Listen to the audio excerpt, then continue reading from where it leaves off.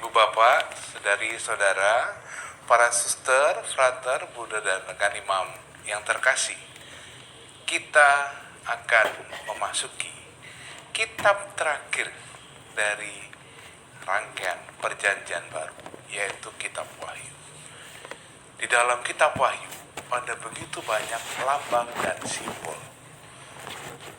Semoga kita nanti menyadari bahwa lambang dan simbol itu jangan dibaca secara harafiah, karena penulisnya mempunyai maksud dan tujuan. Dalam kitab Wahyu ini, pembahasan akan dibagi menjadi 2 episode. Episode kali ini dan minggu depan. Dan pada minggu ini, episode ini akan membahas secara khusus mengenai struktur dan isi serta pesan pokok kitab Wahyu. Sangat menarik. Selamat mendengarkan, selamat merenungkan, dan selamat berdoa.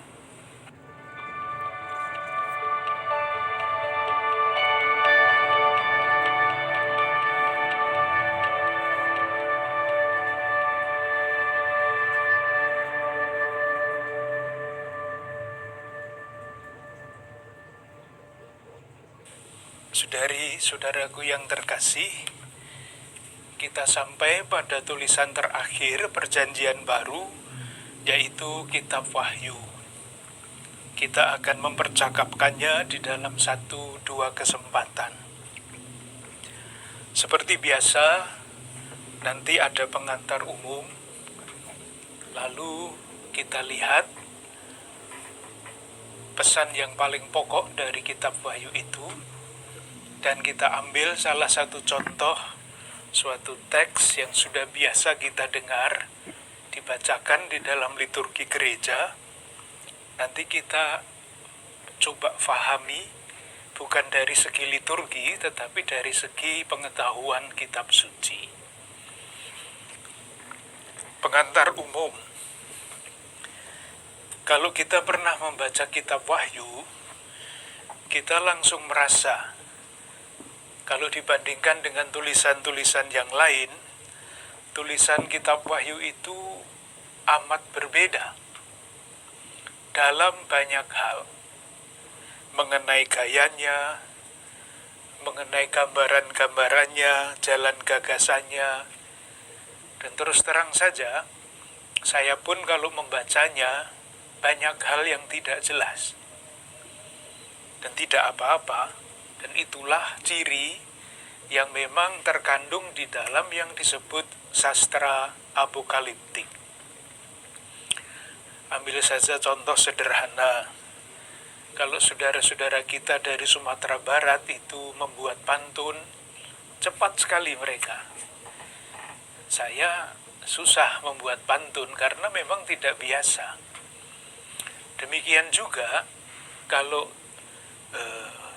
para penafsir membaca tulisan dengan jenis sastra apokaliptik, mereka langsung menemukan sebetulnya inti pesannya apa. Meskipun detail-detailnya tidak begitu jelas. Saya juga sering menggunakan perbandingan kalau kita nonton wayang. Di dalam pagelaran wayang kulit itu ada banyak sekali wayang kan, banyak sekali, dan kadang-kadang dalang-dalang itu membuat tokoh-tokoh yang tidak pakem, tidak ada di dalam cerita, membuat macam-macam makhluk yang dianggap penting untuk membuat ceritanya itu semakin hidup. Orang lain tidak tahu, tetapi dalang itu tahu. Demikian juga penulis sastra apokaliptik tahu apa yang dia katakan, tetapi ada banyak hal yang tidak jelas, maka dia juga menggunakan gambaran-gambaran yang seringkali tidak jelas. Yang penting, ini, nanti kalau membaca kitab Wahyu, yang paling penting adalah ini, mengalami pesan pokok dari sastra apokaliptik, khususnya kitab Wahyu, yaitu harapan yang pasti akan kemenangan akhir. Maksud saya begini, Allah menang terhadap semua dalam bentuk apapun yang memusuhinya. Kepastian itu ada di dalam diri penulis dan akan diwartakan kepada para pembacanya, supaya para pembaca, orang-orang beriman yang biasanya berada di dalam situasi yang sulit, itu tetap bertahan di dalam imannya karena harapan yang pasti itu. Jadi membaca kitab Wahyu tidak dengan dahi yang berkerut, mencari ini maksudnya apa, setiap kalimat, setiap kata, seringkali tidak jelas, tetapi dengan membaca itu mengalami kepastian harapan, keteguhan iman di dalam masa-masa yang sulit. Seperti sudah selalu saya katakan, ya seperti orang melihat wayang itu, ketika kesatrianya kalah di dalam perang, kita merasa ikut sedih. Kok kalah? Ini yang membela kebaikan kok kalah. Tetapi kalau kejahatan itu dikalahkan oleh kesatria-kesatria itu, kita ikut bertepuk tangan. Nah, keterlibatan seperti itulah yang diharapkan muncul ketika kita membaca kitab Wahyu ini. Meskipun demikian, rasa-rasanya penting untuk melihat 1-2 catatan sehingga kita dapat ikut merasakan keteguhan, ketabahan, dan kegembiraan bertahan di dalam iman pada masa-masa yang sulit. Catatan-catatannya adalah sebagai berikut. Yang pertama, kitab ini ditulis di dalam bentuk apokaliptik, suatu jenis sastra yang memang sering digunakan untuk menyampaikan maksud itu. Yang mau disampaikan adalah nasihat, peneguhan bagi orang-orang beriman supaya mereka tetap teguh dan berharap pada situasi yang konkret. Landasannya apa? Orang bisa bertahan dan berharap di dalam situasi yang sulit itu. Alasan yang paling pokok adalah akhir sejarah ini pastilah merupakan kemenangan Allah. Yaitu seperti wayang tadi, meskipun pada awal-awal kesatria-kesatria itu kalah, tetapi kalau wayang itu berakhir, pagelaran itu berakhir, pasti kesatria-kesatria menang. Kebaikan menang terhadap kejahatan. Demikian juga di dalam iman. Kristus yang tersalib telah menebus kita semua. Meskipun dunia sekarang ini rasa-rasanya belum merupakan dunia yang ditebus karena sekian banyak kejahatan berlangsung di dalamnya, tetapi akhirnya. Oleh karena itu, saya tidak pernah menggunakan kata kiamat untuk yang akhir itu. Karena kiamat itu konotasinya tidak bagus. Wah, sekarang rasa-rasanya kiamat. Kiamat itu akhir yang tidak berarti. Kekacauan. Tetapi yang sebaiknya dipakai adalah istilah lain, seperti misalnya kepenuhan waktu. Nah, kalau kepenuhan waktu itu jelas, bukan kiamat, tetapi waktunya berakhir, dan tidak berakhir di dalam malapetaka, tetapi waktu yang penuh, yaitu waktu keselamatan. Misalnya itu, atau hari Tuhan. Dengan catatan hari Tuhan tidak dibayangkan sebagai pengadilan yang mengerikan, tetapi ketika Tuhan menyelesaikan karya keselamatannya, kepenuhan harapan kita, Ia yang telah memulai karya yang baik akan menyelesaikannya pada waktunya. Kalau demikian, kepenuhan waktu itu menjadi harapan, membahagiakan, membawa damai. Yang berikutnya, dari mana penulis kitab Wahyu ini sampai kepada kesimpulan itu, bahwa Allah akhirnya akan menang? Jawabannya juga sederhana, tentu dengan melihat seluruh sejarah keselamatan. Kalau kita melihat misalnya ya, awal dari kitab suci, kitab Kejadian, untuk menunjukkan bahwa Allah itu setia dan bahwa Allah itu tidak akan gagal. Ketika dunia ini diciptakan, dikatakan semua baik adanya, semua amat baik. Tapi kemudian dosa manusia masuk. Adam dan Hawa melanggar perintah Allah, dihukum.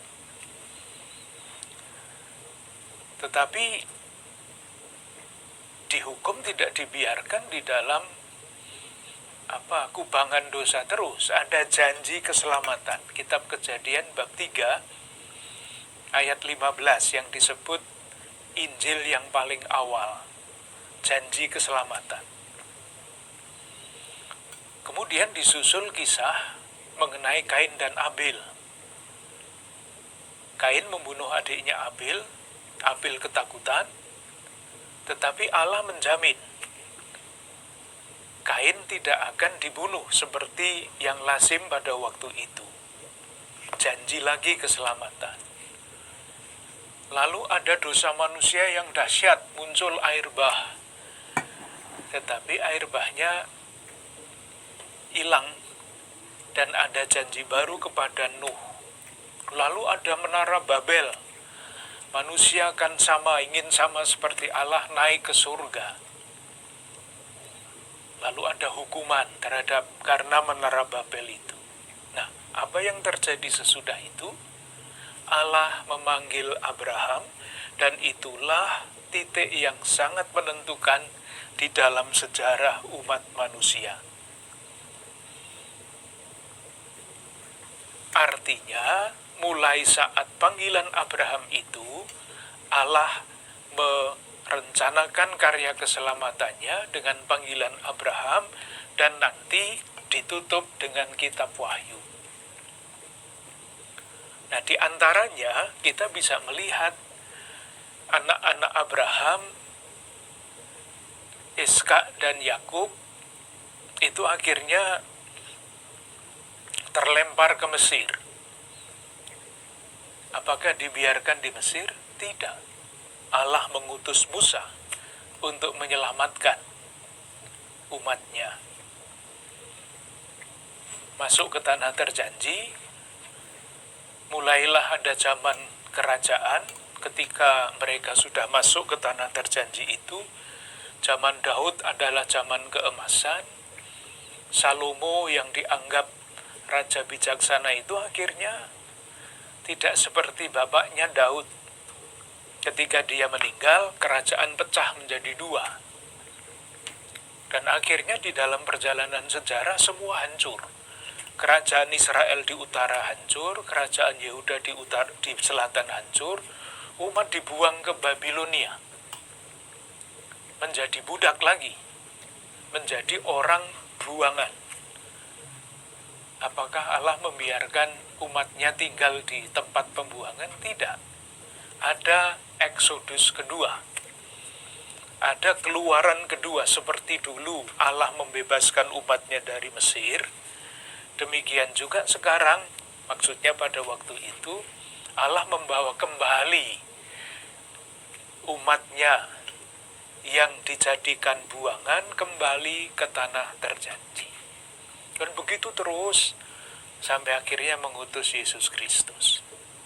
Nah, keyakinan iman inilah Allah yang setia, Allah yang memimpin umatnya, bahkan Allah yang menguasai sejarah, membuat penulis kitab Wahyu yakin, kendati dunia sekarang ini, khususnya pada waktu itu, kacau balau, orang-orang Kristiani menderita, tetapi akhirnya membaca seluruh sejarah keselamatan ini, mereka sampai kepada keyakinan pada akhirnya dalam kepenuhan waktu Allah akan menyelesaikan karya keselamatannya.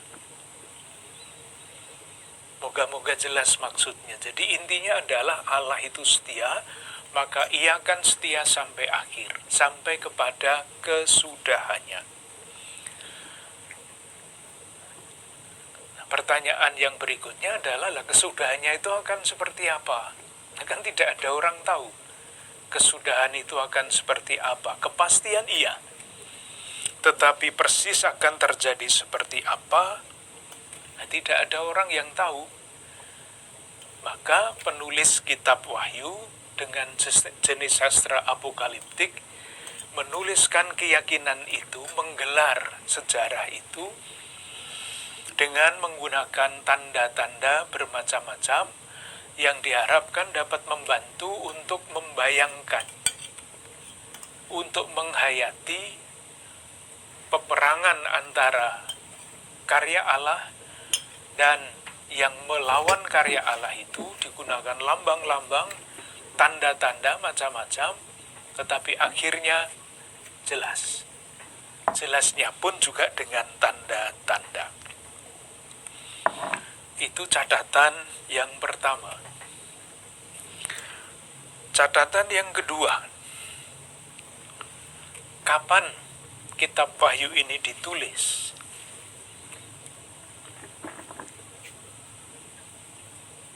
Yang diandaikan ada di balik kitab Wahyu ini adalah penganiayaan yang dialami oleh murid-murid Kristus.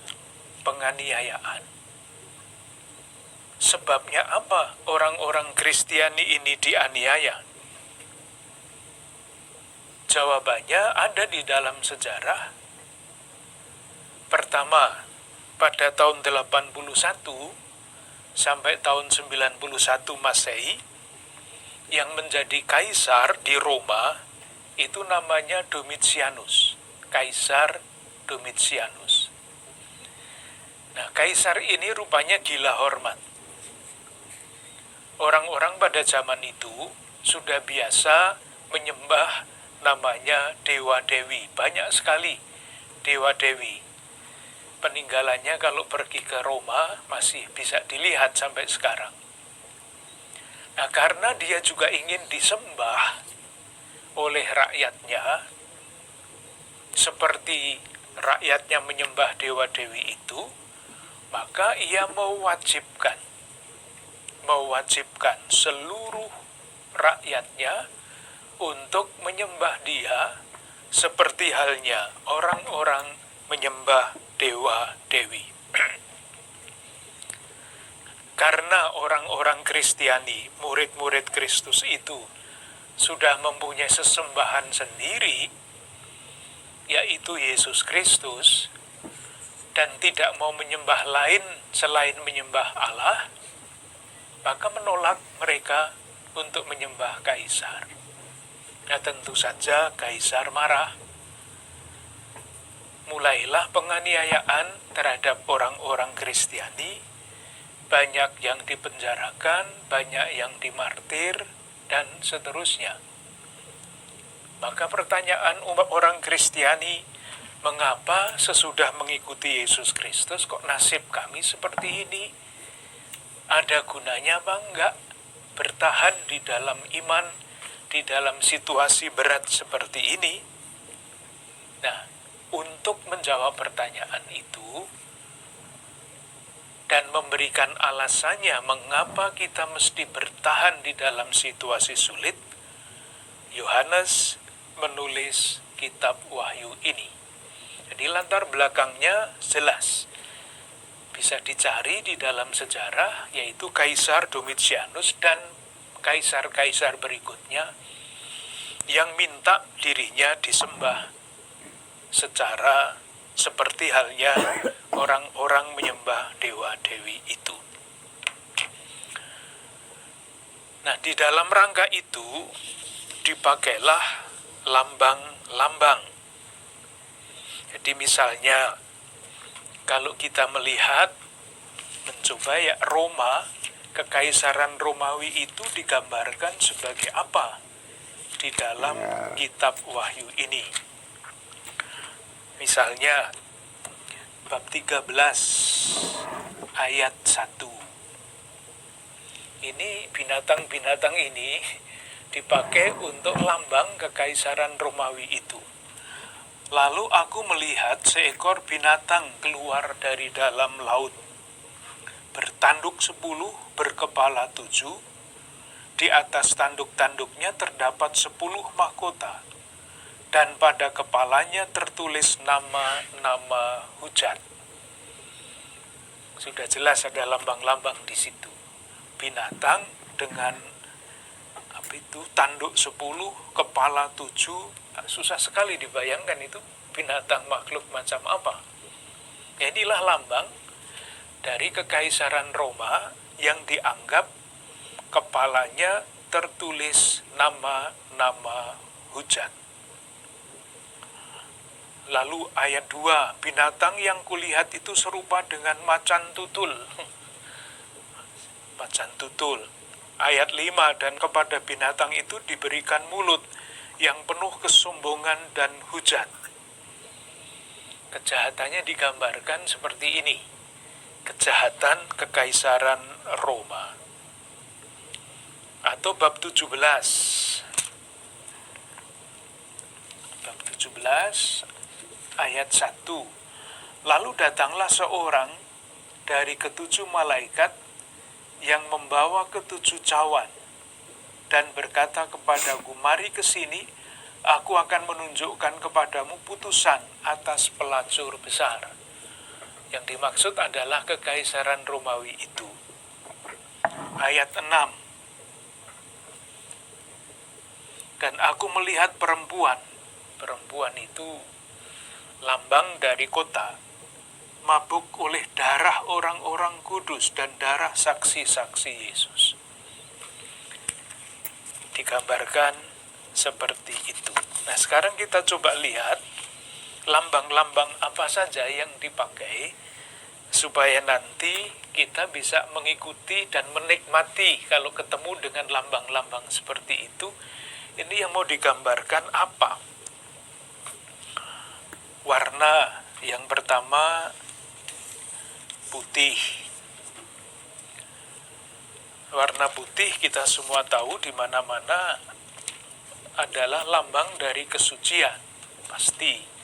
Lambang dari kemurnian, lambang dari kemuliaan. Misalnya kita ambil ya bab 2 ayat 17, maaf.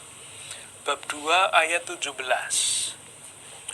Barang siapa menang, kepadanya akan kuberikan dari mana yang tersembunyi, dan aku akan mengaruniakan kepadanya batu putih. Batu putih ini apa ini? Jawabannya tidak jelas. Ini salah satu contoh tidak jelas. Tetapi yang bisa menjelaskan adalah bagian kalimat sesudahnya, yang di atasnya tertulis nama baru yang tidak diketahui oleh siapapun selain oleh yang menerimanya. Batu putih itu akan diberikan kepada barang siapa menang. Artinya barang siapa bertahan di dalam situasi sulit itu, kepadanya akan dianugerahkan, kalau ditafsirkan agak bebas, partisipasi, keikutsertaan di dalam kemuliaan. Disimbolkan dari warna putih dan di atasnya tertulis nama baru. Nama baru adalah status baru, status dalam kemuliaan. Yang kedua, merah. Contoh, bab 6 ayat 4. Nanti akan kita lihat, ini adalah peristiwa yang menyertai pembukaan meterai. Saya baca ayat 4, dan majulah seekor kuda lain, seekor kuda merah padam, dan orang yang menungganginya dikaruniakan kuasa untuk mengambil damai sejahtera dari atas bumi. Dengan demikian, merah di sini itu jelas merupakan lambang kekerasan, lambang pembunuhan, meskipun di tempat lain merah juga bisa berarti kemartiran. Jadi nanti lihat konteksnya, lalu merah dalam konteks tertentu itu artinya apa, dalam konteks lain artinya apa. Hitam. Ayat berikutnya, ayat 5, bab 6. Dan ketika anak domba itu membuka meterai yang ketiga, aku mendengar makhluk yang ketiga berkata, "Mari." Dan aku melihat sesungguhnya ada seekor kuda hitam. Ada apa enggak ya kuda hitam itu? Di sini ada. Karena apa? Karena menjadi lambang dari kekerasan, kekejaman pemerintahan Romawi itu. Dan orang yang menungganginya memegang sebuah timbangan di tangannya. Dan aku mendengar seperti ada suara di tengah-tengah keempat makhluk itu berkata, "Secupak gandum sedinar, 3 cupak jelai sedinar." Ini maksudnya apa? Maksudnya di bawah pemerintahan kekaisaran yang seperti itu, ini kan kalau secupak gandum sedinar itu harganya mahal, bukan main. Secupak jelai sedinar, 3 cupak jelai sedinar itu harganya bukan main. Seperti di sini kalau Lombok harganya menjadi 120.000, itu tanda penderitaan, tanda kekurangan, tanda keadaan sosial yang tidak bagus. Itulah akibat dari pemerintahan Romawi. Atau bab 6 ayat 12. Maka aku melihat ketika anak domba itu membuka meterai yang ke-6, sesungguhnya terjadilah gempa bumi yang dahsyat, dan matahari menjadi hitam. Semua adalah kebinasaan. Itu mengenai warna. Nanti ada warna yang obar-abir, ada kudanya, misalnya ayat 8, bab 6, kuda hijau kuning. Pernah melihat kah kuda hijau kuning? Susah membayangkan. Sekarang angka. Angka yang biasa sudah kita kenal adalah angka 7. 7 itu bisa berarti lengkap, bisa berarti sempurna dalam arti baik, tetapi juga sempurna dalam arti yang tidak baik. Kita ambil yang baik dulu. Bab 1, ayat 16. Bab 1, ayat 16. Dan di tangan kanannya ia memegang 7 bintang, dan dari mulutnya keluar sebilah pedang tajam bermata 2.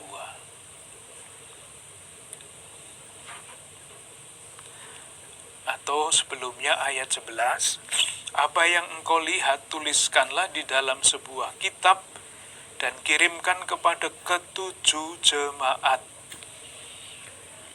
Kalau dimaksudkan 7 jemaat, meskipun di situ ada namanya, itu artinya ditujukan kepada semua. Sekarang 7 yang bisa menggambarkan kejahatan yang sempurna. Bab 13, ayat 1. Lalu aku melihat seekor binatang keluar dari dalam laut. Laut itu lambang sendiri. Bertanduk 10. 10 itu juga sempurna. Berkepala 7. Dan di atas tanduk-tanduknya terdapat 10 mahkota. dan pada kepalanya tertulis nama hujat. Yang mau dikatakan adalah kekaisaran Romawi yang ada di balik penganiayaan ini jahatnya sempurna.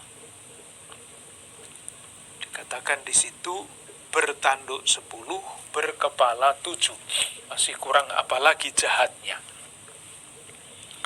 Angka 6. Angka 6 itu 7 kurang 1. Jadi tidak sempurna. Maksudnya apa?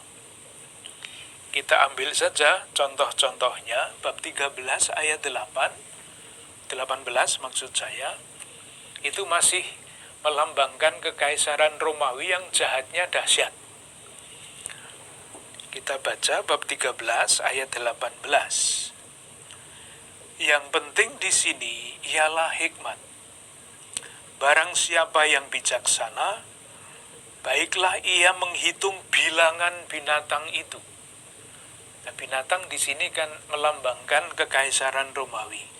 Karena bilangan itu adalah bilangan seorang manusia.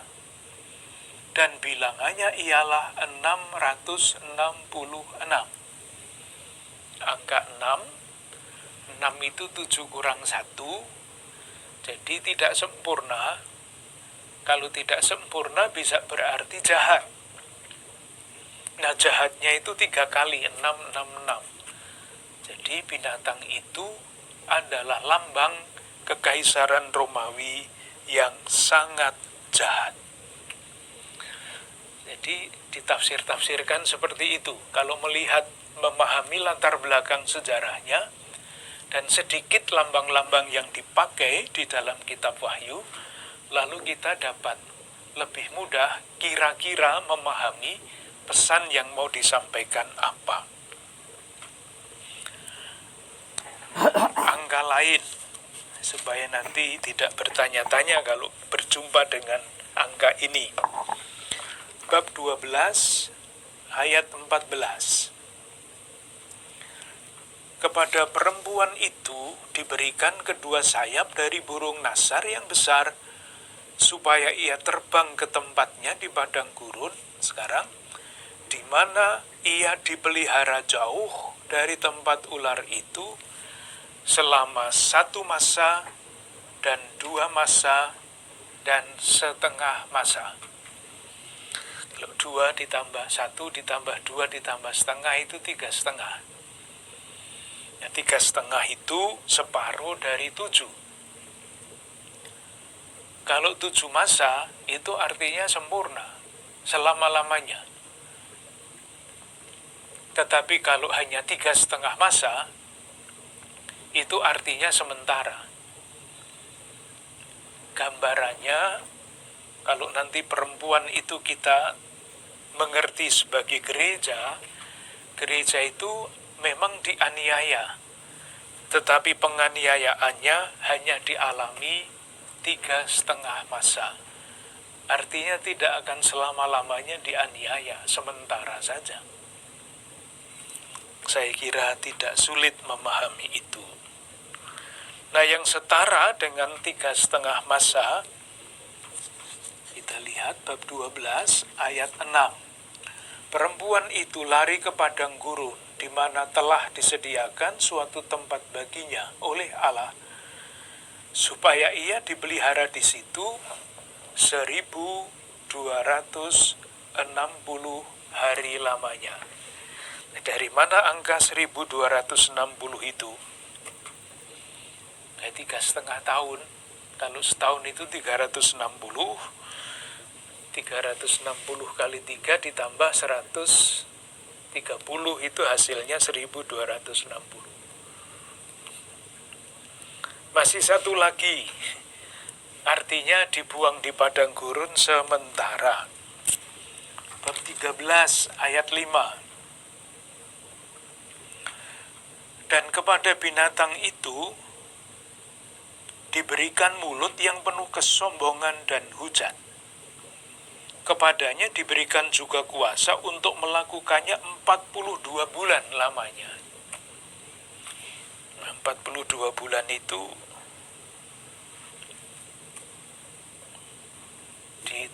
bagaimana?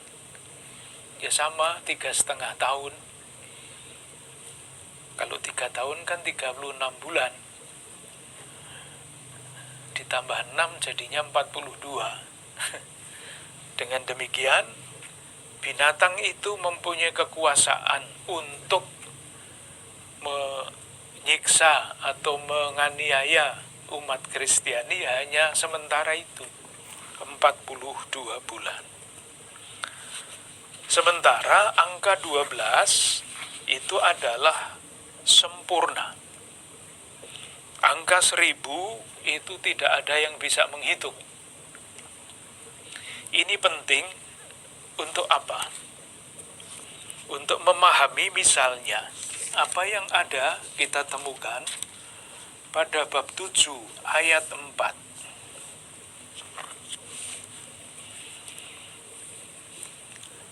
Judulnya ya, bab 7, orang-orang yang dimeteraikan dari bangsa Israel. Dan aku mendengar, ayat 4 saya baca, jumlah mereka yang dimeteraikan itu 144.000 yang telah dimeteraikan dari semua suku keturunan Israel. Ini ada sekte gereja yang menafsirkannya, ya, yang diselamatkan itu, yang mempunyai meterai itu, dan jumlahnya ya 144.000 itu. Maka untuk menarik anggotanya, ini dipakai sebagai senjata ini loh. 144.000 itu adalah anggota gereja saya. Masih kalau mau selamat ya masuk ke situ. Itu penafsiran yang tidak sesuai dengan jenis sastra apokaliptik. Itu bukan apokaliptik, itu matematika. Karena apa? Karena di dalam tulisan apokaliptik 1000 itu tidak bisa dihitung. 144 itu 12 kali 12. Jadi sempurna kali tidak bisa dihitung. Semua. Dan itu ditegaskan pada bab 7 ayat 9. Kemudian daripada itu aku melihat sesungguhnya suatu kumpulan besar orang banyak yang tidak dapat terhitung banyaknya dari segala bangsa dan suku dan kaum dan bahasa berdiri di hadapan tahta dan di hadapan Anak Allah memakai jubah putih. Artinya itu orang-orang yang diikut sertakan di dalam kemuliaan Allah, bukan 144.000 tetapi tak terbilang jumlahnya. Berikutnya lambang lain, perempuan. Kalau kita melihat ya, misalnya yang tadi kita rencanakan untuk kita baca bab 12. Untuk legioner ini pasti faham sekali karena dikutip di dalam Katena itu. Maka tampaklah suatu tanda besar di langit. Seorang perempuan berselubungkan matahari dengan bulan di bawah kakinya dan sebuah mahkota dari 12 bintang di atas kepalanya. Perempuan. Kalau di dalam gereja langsung ditafsirkan ini Bunda Maria. Itulah ajaran gereja yang mulai tahun 1950, belum lama. Tetapi nanti, kalau ada waktunya, kalau kita menafsirkan ini, kesimpulan kita ini bukan Bunda Maria. Perempuan adalah lambang dari umat Allah, gereja. Kan gereja itu jenisnya perempuan ya. Bunda gereja yang kudus.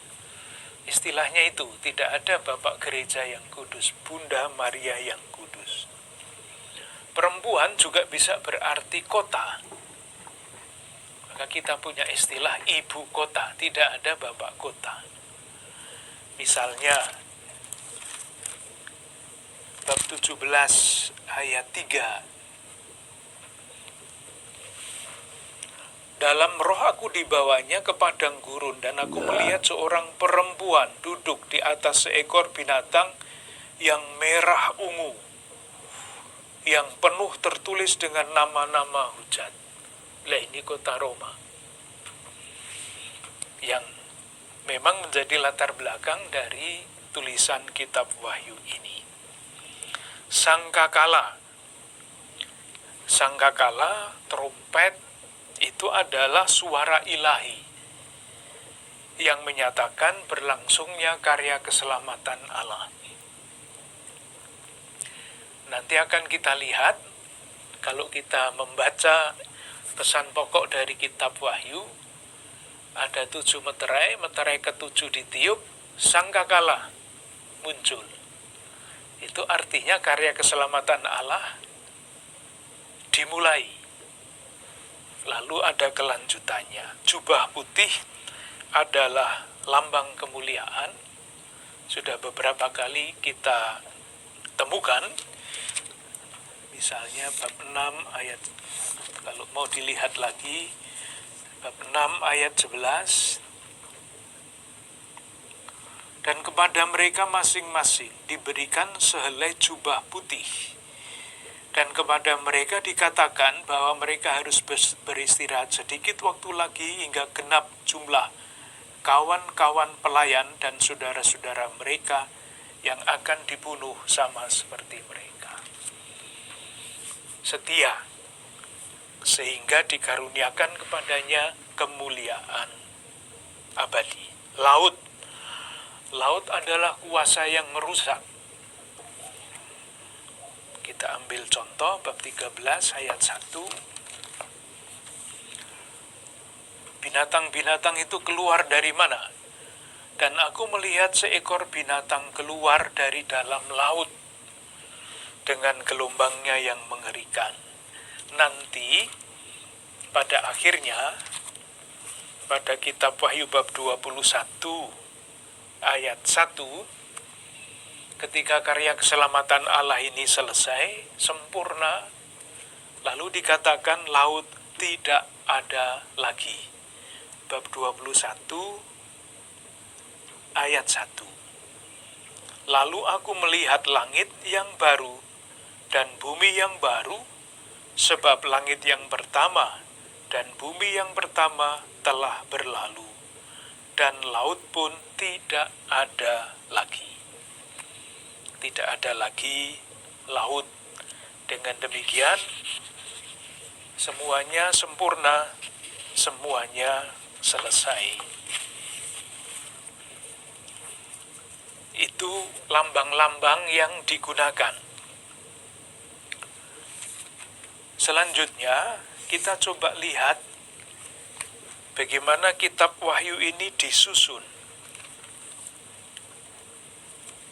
Karena ada sisipan-sisipan di dalamnya, sehingga kadang-kadang kalau kita membacanya mau membaca lurus-lurus, kita merasa, loh ini kok ceritanya jadi lain. Ya memang karena ada sisipan di dalam rangkaian kisah yang seharusnya tidak disisip-sisipi itu. Kita coba lihat. Kitab Wahyu disusun sebagai berikut.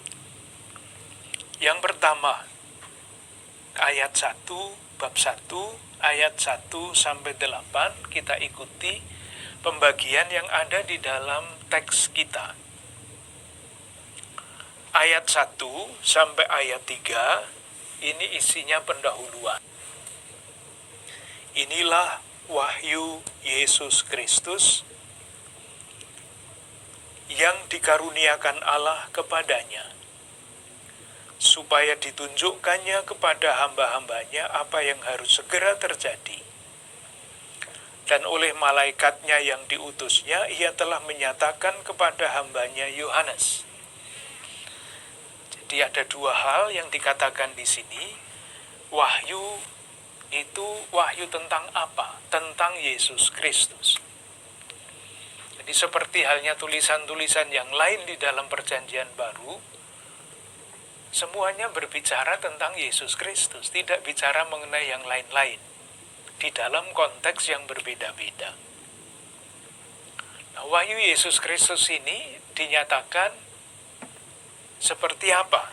Pertama, wahyu itu dikaruniakan Allah kepadanya supaya ditunjukkan kepada hamba-hambanya apa yang harus segera terjadi. Allah memberikan wahyu, menyampaikan kepada Yesus mengenai apa yang harus terjadi. Yang harus terjadi adalah kemenangan itu, kemenangan akhir itu. Itu pertama. Jadi Allah menyatakannya kepada Yesus, dan kemudian seterusnya Ia telah menyatakannya kepada hambanya Yohanes. Yesus menyampaikan wahyu itu, perwahyuan mengenai akhir itu kepada Yohanes. 1. Nanti disampaikannya lewat apa? Lewat penglihatan atau lewat roh. Artinya sama. Yang berikutnya, apa yang diterima oleh Yohanes di dalam penglihatan itu harus ditulis. Itulah yang dikatakan kepada Yohanes pada ayat 2. Yohanes telah bersaksi tentang firman Allah dan tentang kesaksian yang diberikan oleh Yesus Kristus, yaitu segala sesuatu yang telah dilihatnya. Berbahagialah ia yang membacakan dan mereka yang mendengarkan kata-kata nubuat itu dan menuruti apa yang ada tertulis di dalamnya, sebab waktunya sudah dekat. Jadi ini pendahuluan. Ia menerima dari Yesus mengenai akhir, kemenangan akhir.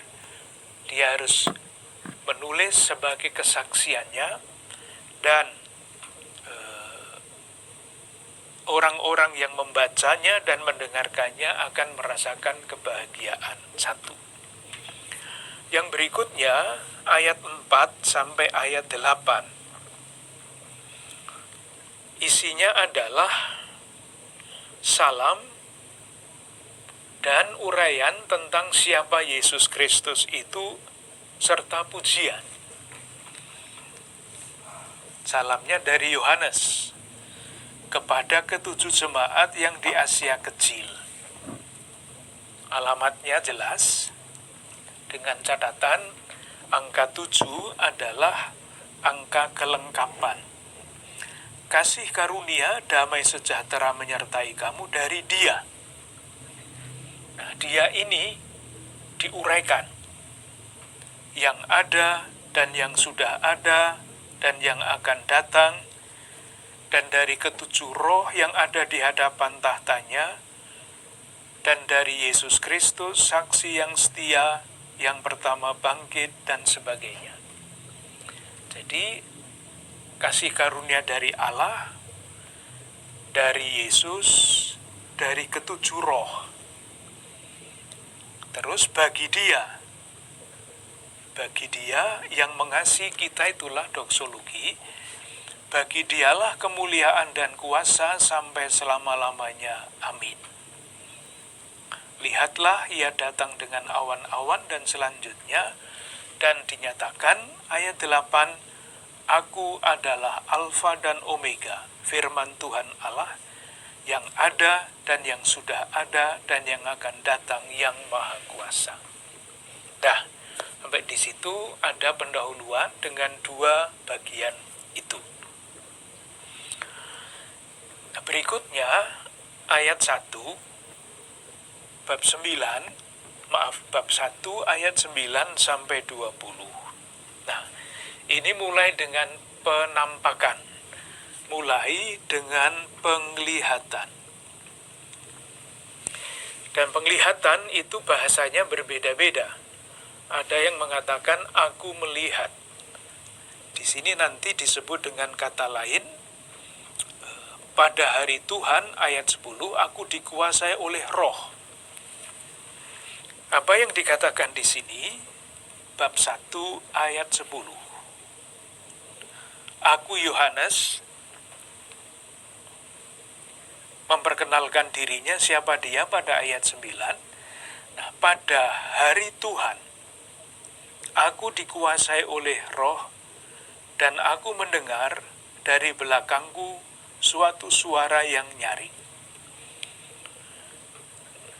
Kalau kita membacanya dengan agak pelan-pelan, pada hari Tuhan. Itu maksudnya hari apa? Hari Tuhan itu. Pasti bukan hari Tuhan yang terakhir, kepenuhan waktu. Ini nanti bisa membantu kita untuk menjelaskan apa artinya dikuasai Roh, apa artinya mendengar, apa artinya melihat. Hari Tuhan yang dimaksudkan adalah hari ketika orang beribadah mengenangkan wafat dan kebangkitan Kristus. Itu hari Tuhan. Jadi kalau dibaca dengan cara yang disederhanakan, ketika aku beribadah dan mendengarkan sabda Tuhan, kalau saya baca dengan bebas ya, saya mendapat pencerahan ini. Jadi jangan dibayangkan seperti apa roh yang menguasai Yohanes dan sebagainya. Tapi ini seorang beriman di dalam ibadah, ketika mendengarkan sabda, ikut di dalam ibadah itu mengalami pencerahan. Pencerahan batin, pencerahan hati, pencerahan budi, pencerahan rohani. Itu artinya penglihatan. Jadi sekali lagi, jangan dibayangkan melihat hal-hal yang aneh-aneh. Saya sih percaya kepada penampakan, penglihatan, tetapi dalam hal ini lebih mudah bagi saya untuk memahami bahwa dalam ibadah yang bersungguh-sungguh, ketika sabda dibacakan, dijelaskan, diperdengarkan orang. Dalam hal ini Yohanes mengalami pencerahan rohani, pencerahan batin, pencerahan budi. Lalu apa yang dikatakan kepadanya? Apa yang engkau lihat, tuliskanlah di dalam sebuah kitab, kirimkanlah kepada ketujuh jemaat ini, ke Efesus, Smyrna, Pergamus, dan selanjutnya. Apa yang dilihat sekarang? Apa yang diminta untuk dituliskan? Yang dilihat, ayat 12, lalu aku berpaling untuk melihat suara yang berbicara kepadaku, dan setelah aku berpaling, tampaklah kepadaku 7 kaki dian dari emas. Dan di tengah-tengah kaki dian itu ada seorang serupa anak manusia.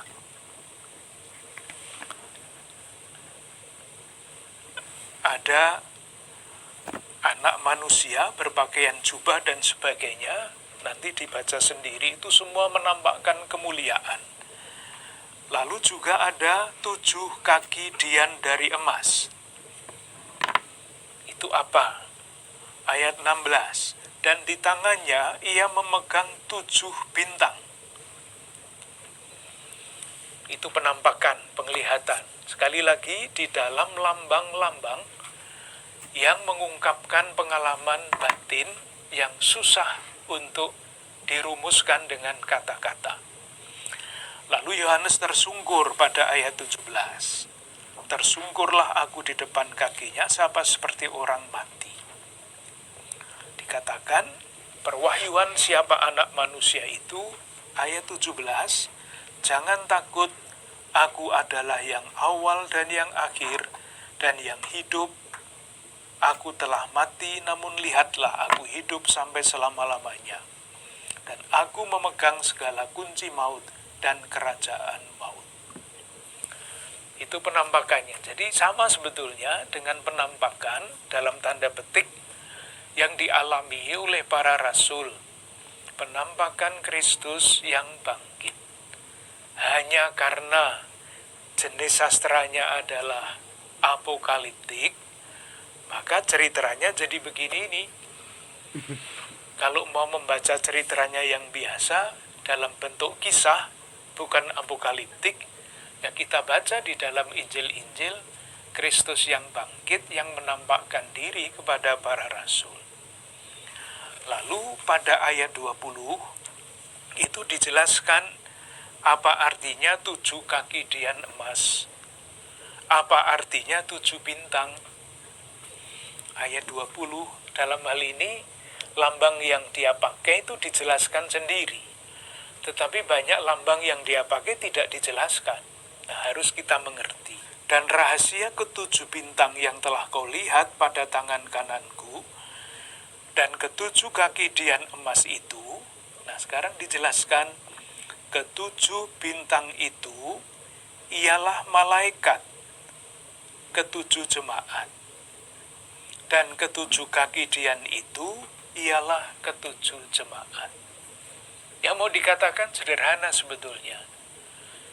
Yesus yang bangkit, anak manusia itu, hadir di tengah-tengah jemaat.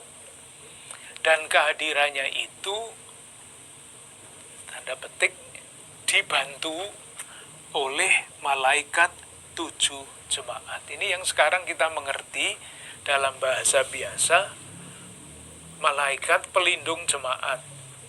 Kita punya malaikat pelindung. Nah, ke-7 bintang yang dipegang oleh anak domba itu adalah malaikat pelindung ke-7 jemaat. Jadi anak manusia hadir di dalam jemaat, melindungi lewat ke-7 malaikat itu. Nah, kemudian disusul bab 2 sampai dengan bab 3.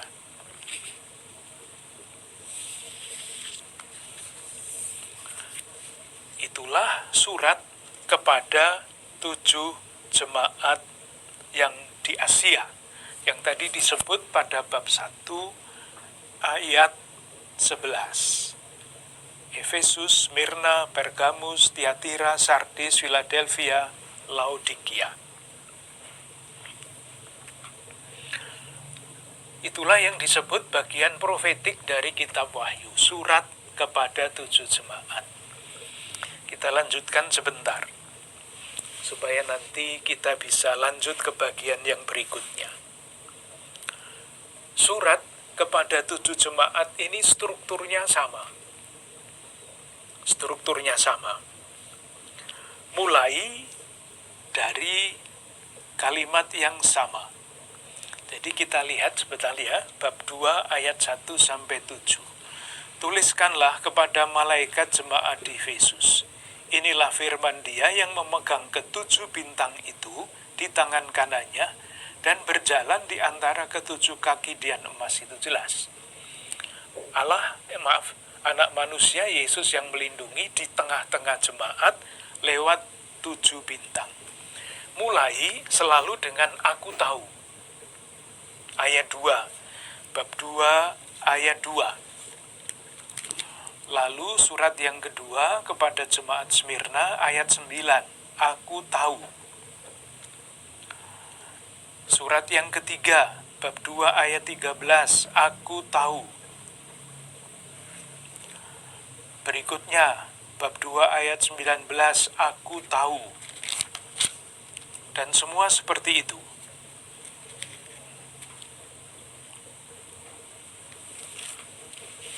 Dengan demikian, aku tahu apa yang diketahui oleh aku itu situasi jemaat.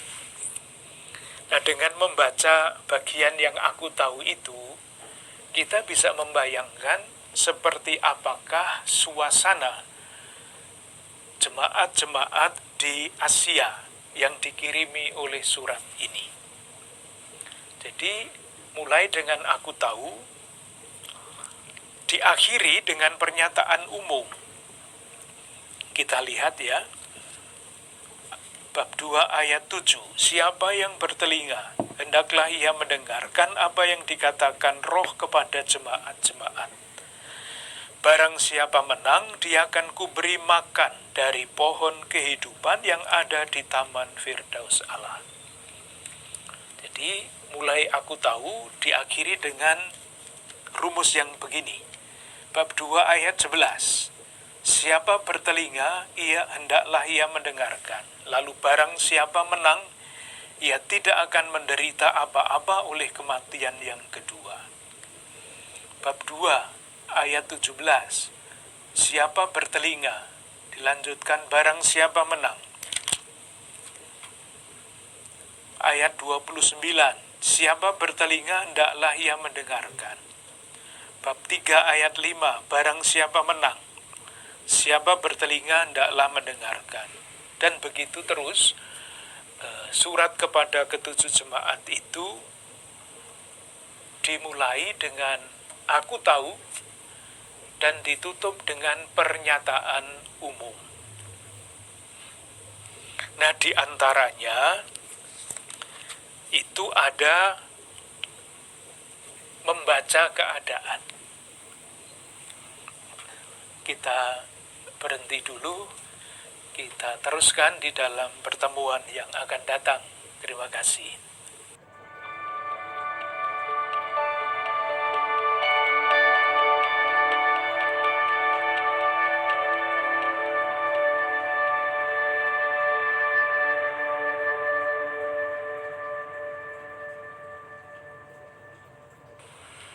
Ibu, Bapak, Saudara-saudari, sungguh menarik pembahasan kitab Wahyu ini sebagai satu bentuk sastra apokaliptik. Kitab Wahyu ini memberikan kepada kita banyak makna dan inspirasi. Kita telah mendengarkan ulasan dalam bagian profetik surat kepada 7 jemaat. Dan pada episode mendatang kita akan mendalami lagi kitab Wahyu. Semoga banyak inspirasi dan insight rohani yang bisa kita petik dari pembahasan malam ini. Sampai jumpa minggu depan, kita mohon. Allah yang Maha Kasih mencurahkan perlindungan, rahmat, kesehatan, dan damai sejahtera kepada Anda, keluarga, dan komunitas. Dalam nama Bapa, Putra, dan Roh Kudus. Amin. Selamat malam. Terima kasih.